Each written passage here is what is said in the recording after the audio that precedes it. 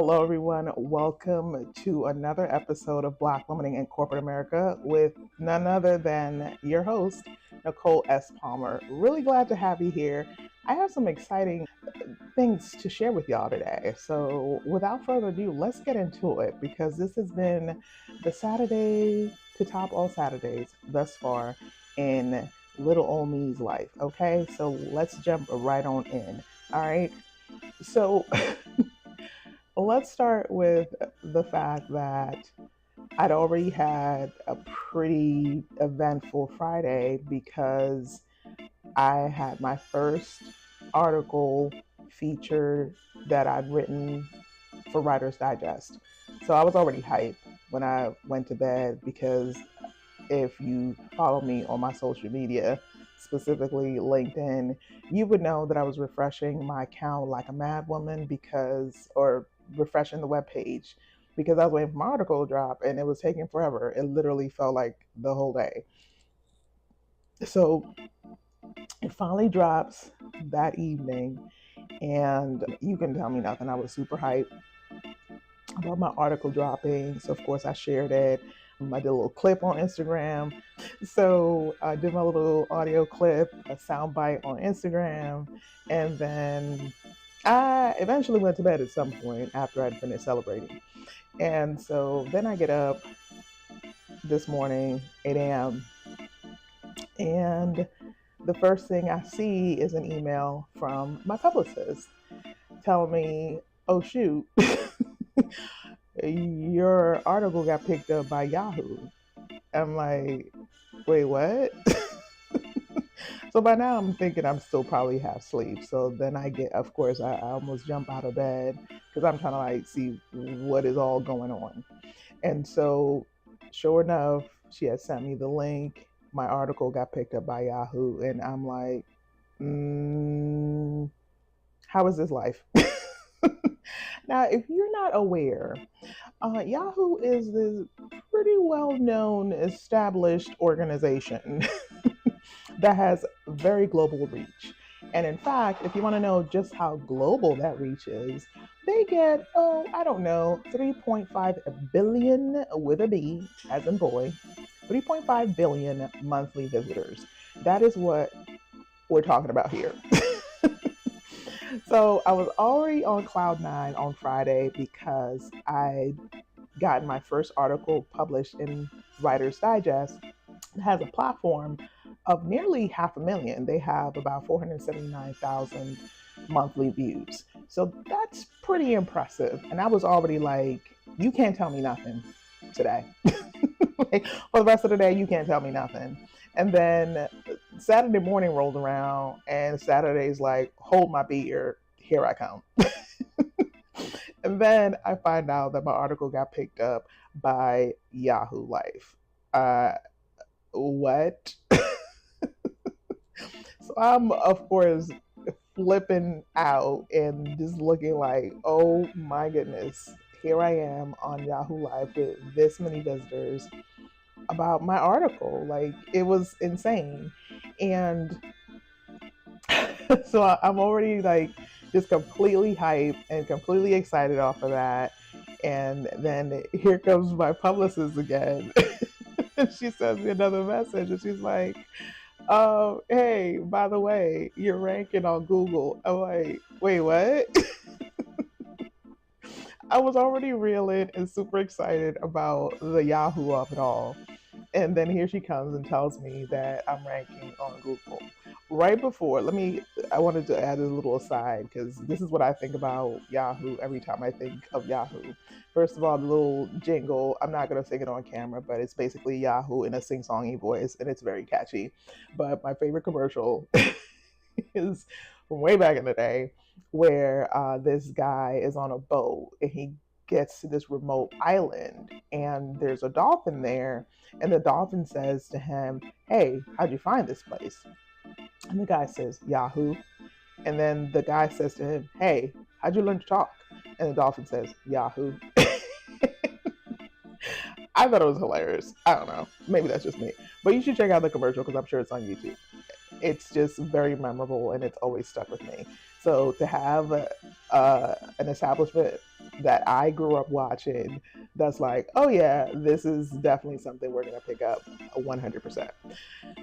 Before I get to the Google of it all, let me back up a little bit because in the email that my publicist sent me, she's like telling me all of the benefits of a syndicated post. And y'all, I got stuck on the word syndicated. And the reason I got stuck on the word syndicated is because I have had this dream since I was little, like yay high or however they do it, that one day I would be a journalist and be syndicated.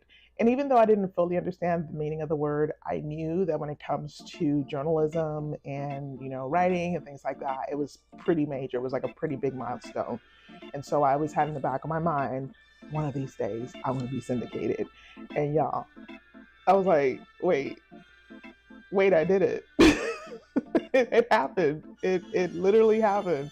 And so, yes, I am officially syndicated because I wrote an article for Writer's Digest and it got picked up by another well established publication. And if y'all thought you can tell me nothing on Friday, y'all really couldn't tell me nothing on Saturday, like at all. Nobody and no one and nothing could tell me anything about myself because I was feeling myself all the way.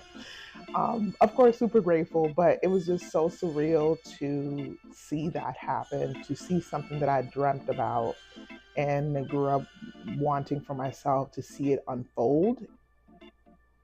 I don't have the words. So I spent a lot of time being grateful to God and also crying and just like geeking out and a little bit of screaming and just disbelief and excitement mostly all of yesterday.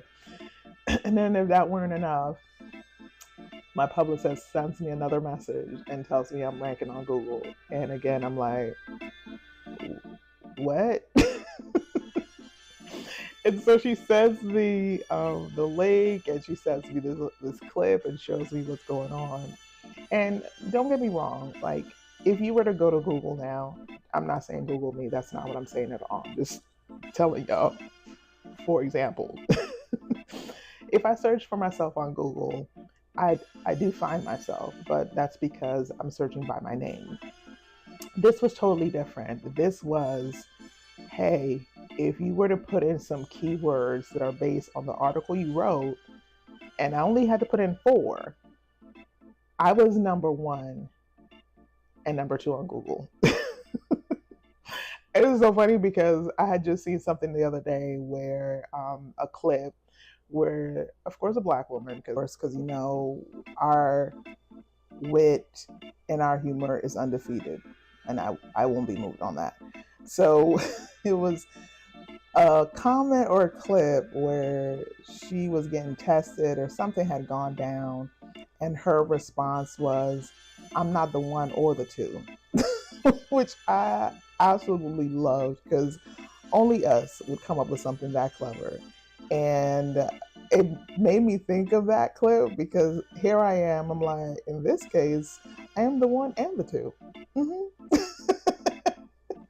So yeah, totally just bananas. And of course, got some additional, just some additional tidbits from my publicist throughout the day. And I was just, again, on cloud 9.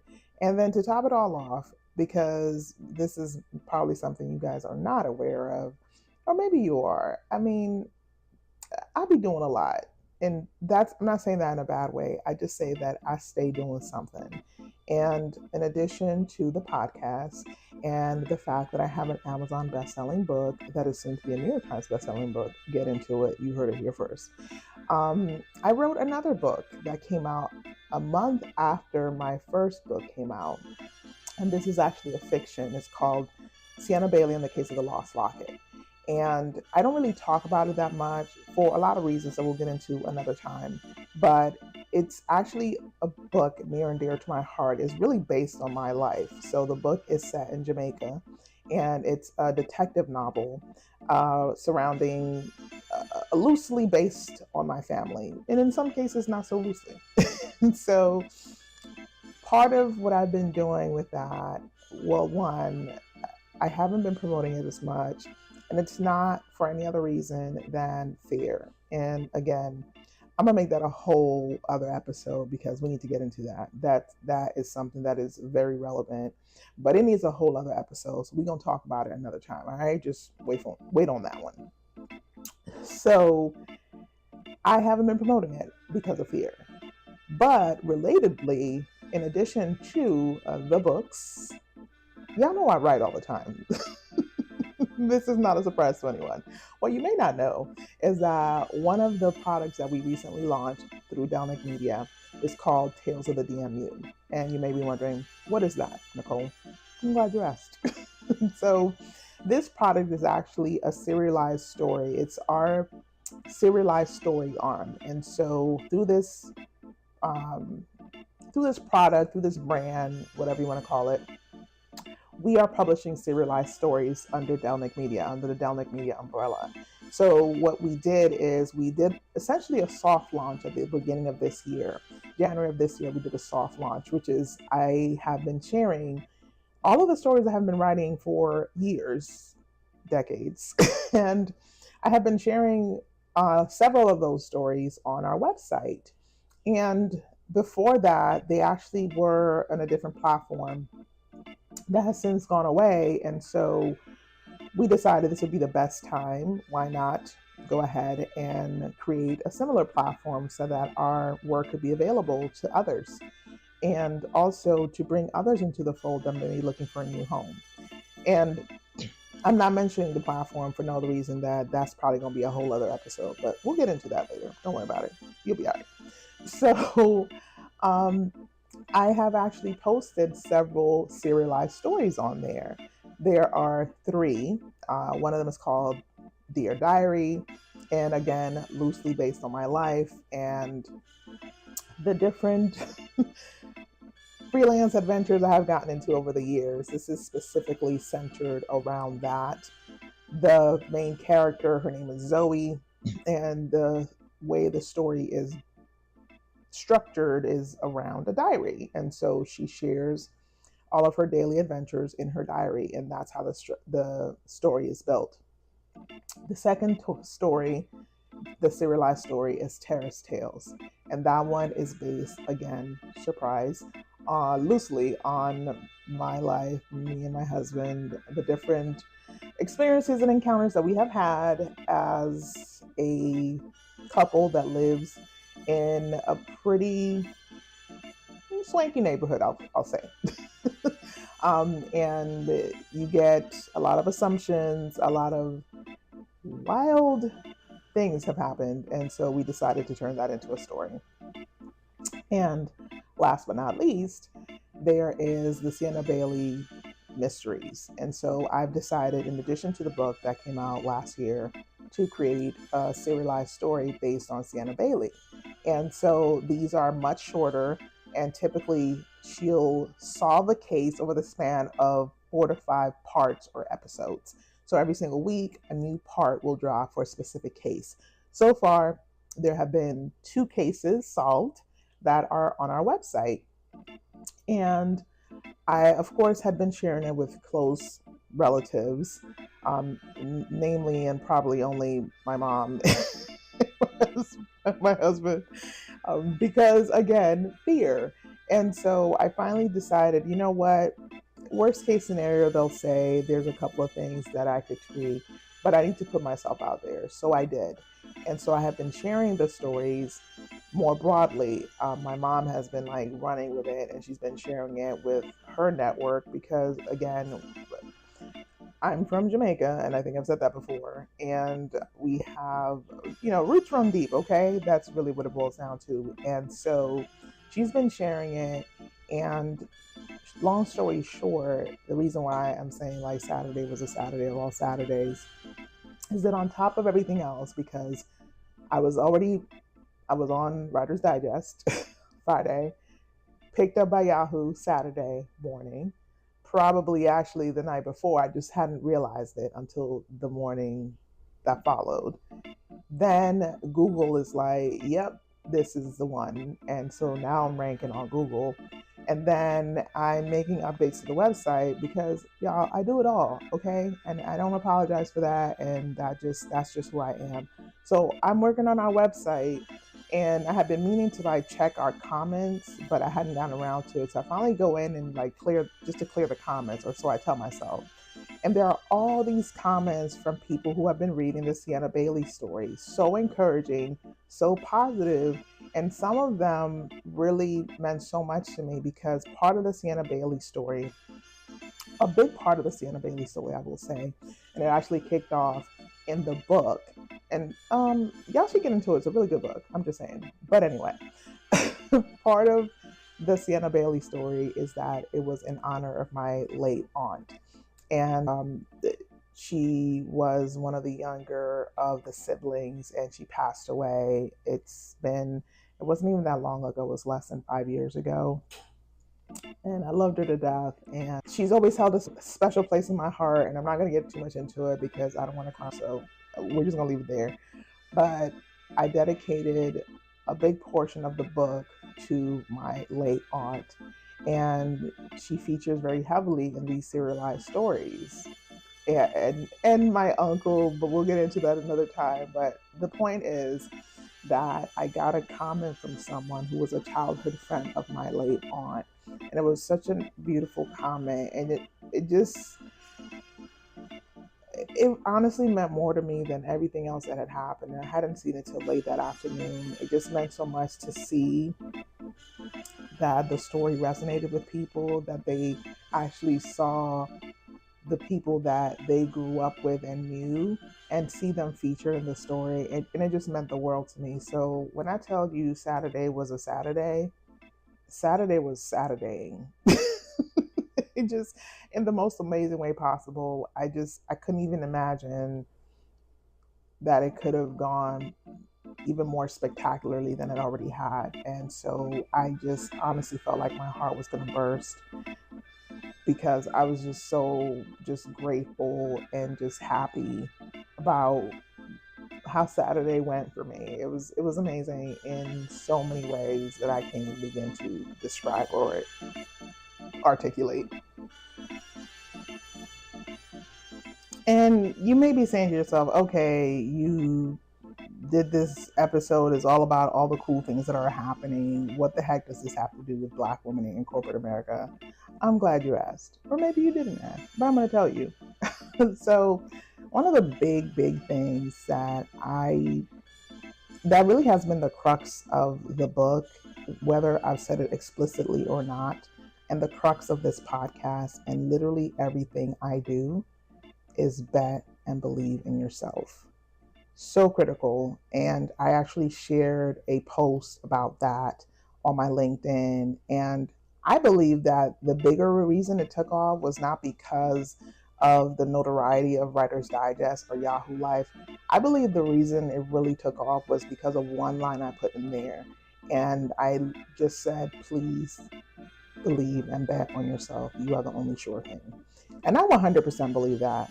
I 100% believe that. And I think especially as Black women, it's so important to do that because we are second guessed, we are underestimated, we are underappreciated, we are overlooked, we are undervalued, we are all of the negative connotations you can think of.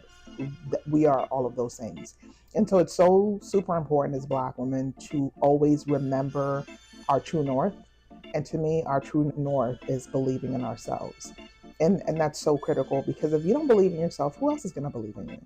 And I'm not saying that other people can't, but you first have to believe in yourself. You first have to believe in what you're doing. And whether it's a dream or a vision, whatever it is that you have in mind, pursue it.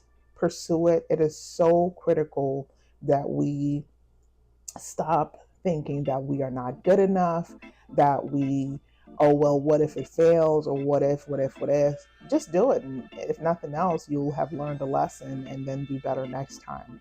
But I 100% believe that a big part of how we move and the importance of pursuing things is that we first have to believe in ourselves. And that's where it starts. And that's what I've done. So when I think about leaving my horrible toxic job that I left and it wasn't even that long ago, it's barely been 2 years. I made a decision, and the decision I made is that I chose me.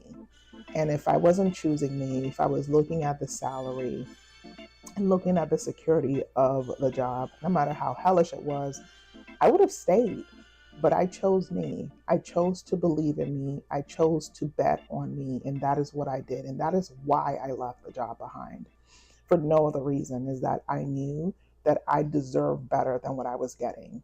And in order to move forward and to leave that toxic job behind, you have to believe that you deserve better. And that is such a key thing to me. And it's so foundational in order to move forward. And it's the same approach and the same reason I'm having the success that I'm having now. The wild success, I will say. I've had more success in these past 2 months than honestly my entire professional career as an entrepreneur, let me be clear.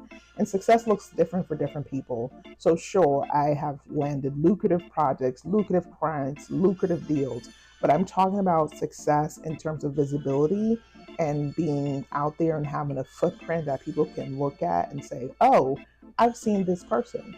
Having a muckrack profile, which I only just learned about. Like, shout out to my publicist again. Y'all never gonna hear me stop singing her praises because she be putting me on some stuff, like crucial stuff. So I have my muckrack profile, and if you're a journalist, you know what I'm talking about. And I've never had one before. And y'all, I have at the top of the profile as seen in, like, that's me. And it shows Yahoo Life and it shows Writer's Digest. So I'm out here doing the thing. And that visibility was only possible not so much, and not only because of my publicist, but because I had to bet on myself first. I had to believe that taking the swing that I took was going to pay off because I believed in what I was doing and I believed in what I brought to the table. And so that's the takeaway. Yes, celebrate with me, of course, because I'm still celebrating. But the key and most important takeaway is please bet on and believe in yourself. It is so critical. It is so important. And you may have some lows and you may second guess yourself, but never stop betting on and believing in yourself. You won't be disappointed. I'm just saying. Think back to all of the times where you took a big swing or you took a chance and you moved forward, and it was something that you did not because it was for someone else or because you believed in someone else, but because you were doing something that you believed in, that you were passionate about. And think about what it brought to you. Even if it didn't go the way you thought, what did it bring to you? How did you grow from it? And so that's why I think it's so important to bet in and believe in yourself. And so that's really the big lesson I want you to take away from this. Don't let anyone tell you you're not good enough. And you'll hear that a lot, especially in corporate America. Oh, you still need a couple of things you need to work on to, even though you're doing the work, okay? You could be filling in for your soon to be supervisor. You could be acting manager. I see this all the time where they'll bring you in as acting so and so, like you're the head of the department, but you're just keeping the seat warm for someone who's a little bit more palatable. It has nothing to do with your qualification. It's just that you don't have the look, or you're a little too much of something. And I need you to know and understand that that is not true. That is a lie that corporate America feeds us. It is 100% respectability politics. Don't fall for it. You're amazing exactly how you are. And if it takes you stepping outside of your current setting for you to see that and for you to really realize those dreams, do that. Do that. Life is entirely too short to be betting on someone else and to be believing in someone else. Believe in you because you are capable of so much. I'm seeing it for myself. And don't, also, please don't ever believe that it's too late. I have said it before, and there's no shame in my game. I'm 45. And at 45, I'm a whole legit professional writer when I wasn't doing that before. And I'm saying that it is never too late. So don't use the excuse like, oh, I'm too long in the tooth or blah, blah, blah. The window has passed. Not true. Not true. You can absolutely, positively still get it done today and still have wild success beyond your wildest dreams and imaginations. So don't think for a second that the window has passed for you. It hasn't. Your destiny is waiting for you. My destiny has been waiting for me, and now I'm literally sprinting to get to where it is and where I need to be. So I've said it before and I'll say it again. This is my year. Claim claim things for yourself. Believe things for yourself, because you should only be limited by your imagination. Don't let anyone else limit you. Don't let anyone else tell you that your dreams are too big. If anything, they may not be big enough. I'm just saying. Okay? That's what I have for today. It was a lot, but I needed y'all. The real takeaway here, if you remember nothing else, believe in and bet on yourself, because you are the only sure thing. All right, guys, that wraps up another episode of Black Women in Corporate America. Thank you so much for joining. Please don't forget to like, share, and subscribe here on YouTube. And please submit a 5-star rating on Spotify, wherever you get your podcasts. Let's keep the thing going. Please share it with a friend, because what? Sharing is caring. So definitely share it with a friend, and definitely be sure to like, share, and subscribe, because there is more to come. Until next time, take care.